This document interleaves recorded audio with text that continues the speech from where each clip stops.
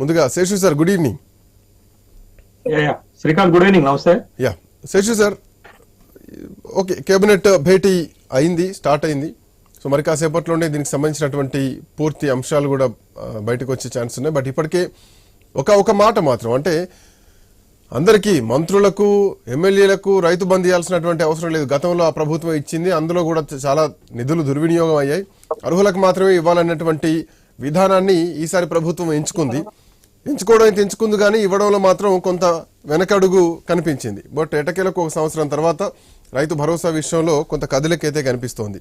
ఇక్కడ పాయింట్ ఏంటంటే శేషు సార్, దీంట్లో చాలా డౌట్స్ రైతుల విషయానికి వచ్చేసరికి నిన్న కూడా అదే డిస్కస్ చేయడం జరిగింది. అధికారంలోకి వచ్చిన తర్వాత 49,000 కోట్ల రూపాయలు రైతులకు ఏదైతే రుణమాఫీ చేస్తామని చెప్పిండో ముఖ్యమంత్రి, ఆ రుణమాఫీ కాస్త 36,000 కోట్ల కుదించారు. దాని తర్వాత 26,000 కోట్ల రూపాయలకు కేబినెట్ ఆమోదం తెలిపింది. ఆ తర్వాత 18,000 కోట్ల రూపాయల రుణమాఫీ చేశామన్నారు. అది 18 అయిందా లేదంటే 15 అయిందా? సో అన్నది ఒకటి, అయ్యింది ఒకటి, జరుగుతున్నాయి. రైతు రుణమాఫీ విషయంలో అట్లనే జరిగింది. రైతు భరోసా విషయంలో కూడా అంటే ఫస్ట్ టైం అధికారంలోకి రాగానే దఫాలుగా ఇచ్చుకుంటూ పోయారు, పూర్తి స్థాయిలో అందరికీ అందలేదన్నది. బట్ ఇప్పుడు ఒక ఫైనల్ డెసిషన్కి వచ్చింది అనుకోవాలి ప్రభుత్వం. ఇప్పుడు ఇచ్చేటువంటి గైడ్ లైన్స్ ఎట్లా ఉండొచ్చు అంటారు? సో గత జ్ఞాపకాలను దృష్టిలో పెట్టుకొని ఎట్లా చూడొచ్చు ఈ అంశాన్ని శేషు సార్? శ్రీకాంత్ నమస్కారం. ప్యానెల్లో ఉన్నటువంటి వాళ్ళకి కూడా నమస్కారం.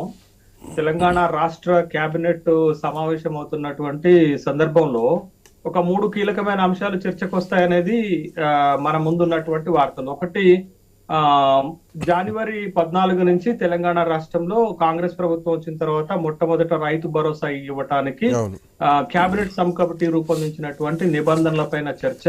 రెండోది, సంక్రాంతి పండుగ వస్తుంది, పండగకి సందర్భంగా ఇందిరమ్మ ఇళ్ల లబ్ధిదారుల ఎంపిక ఒకటి. తర్వాత మూడోది, గత 3-4 సంవత్సరాలుగా తెలంగాణ రాష్ట్రంలో పేద ప్రజలు రేషన్ కార్డుల కోసం ఎదురు చూస్తున్నారు. దరిదాపు ఒక 20 లక్షల మంది పేదలు రేషన్ కార్డు కోసం ఎదురు చూస్తున్నారు. రేషన్ కార్డు ఇచ్చేటటువంటి ప్రక్రియ, దానికి కూడా నిబంధనలు రూపొందించేటటువంటి ప్రక్రియ, ఈ 3 కీలకమైనటువంటి అంశాలు కేబినెట్ ముందు చర్చకు వస్తాయనేటటువంటి వార్తలు, ఊహాగానాలు నడుమ.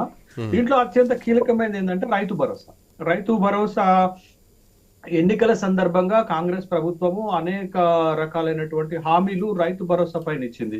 గతంలో ప్రభుత్వము ప్రతి సీజన్ కి 5,000 రూపాయలతో ఇచ్చింది, 2 సీజన్లకి 1,000 రూపాయలు 10,000 రూపాయలు ఇచ్చింది. కాబట్టి మేము 15,000 రూపాయలు రైతు భరోసా పెంచి ఇస్తామనేటటువంటి ఒక కీలకమైన హామీని ఇచ్చింది. కాబట్టి కొత్త ప్రభుత్వం వచ్చిన తర్వాత ఇంతవరకు ఒక్కసారి కూడా రైతు భరోసా ఇవ్వలేదు.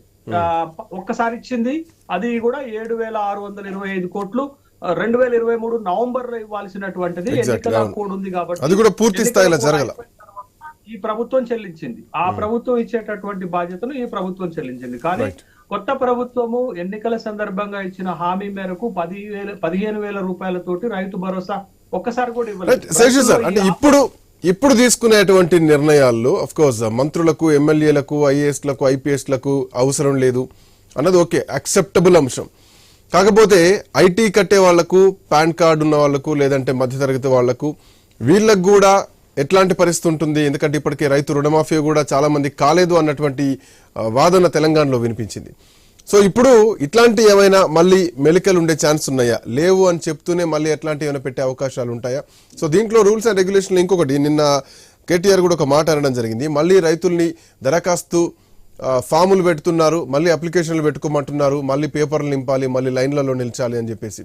సో ఒక రకంగా రైతుల్ని భయపెట్టేటువంటి ప్రయత్నం ప్రతిపక్షం చేస్తోందా, లేదంటే ఉన్న డౌట్ నే అడిగింది అనుకోవాలా? సో ఇప్పుడు ఎట్లా చూడొచ్చు ఈ పాయింట్ ని? అదే, ఇప్పుడు రైతు బంధు స్కీము 2018లో వచ్చిన తర్వాత ఆ పాత ప్రభుత్వం వెళ్లిపోయే నాటికి దరిదాపు 12 సార్లు రైతు బంధు ఇచ్చారు, 80,000 కోట్ల రూపాయలు ఇచ్చారు, 69 లక్షల మంది రైతులు ఆ పథకం ద్వారా లబ్ధి పొందారు. అయితే అప్పుడు వచ్చినటువంటి ప్రధానమైన విమర్శలు ఏంటంటే ఎలాంటి నిబంధనలు. ఒక నిమిషం మీరు చెప్పే ఆ విమర్శలు చెప్పే ముందు ఒక చిన్న బ్రేక్ తీసుకుందాం. బ్రేక్ తర్వాత